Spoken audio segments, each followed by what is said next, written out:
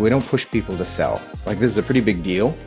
For many accountants, this is their whole life's work. And so to be able to stop doing that and turn it over to somebody else, it's a pretty big deal. And that resonated with me. And so when I was looking at the first deal had a good conversation. There were two partners. They were excited about the possibility of moving on.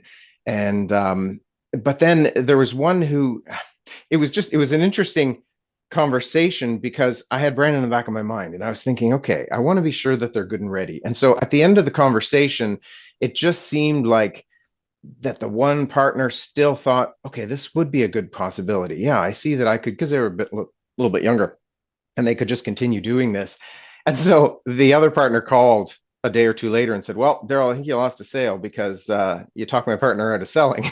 So I think it was maybe a month or two after that we talked, and then the partner was back on. In other words, they tried what they were going to do, and then it really hit them and said, you know what, I just this isn't going to be for me. But it was interesting because I know I had worked kind of like what Brannon had said for the best interest of my client, to say what do they really want. And I found that across the board that, with sellers, it's a pretty big deal. They have some thinking to do.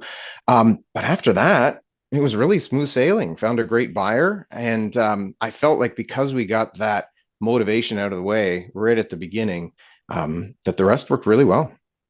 Yeah. When they know, it's different than just kind of going in and going, I think I know what I want to do. Yeah. Right.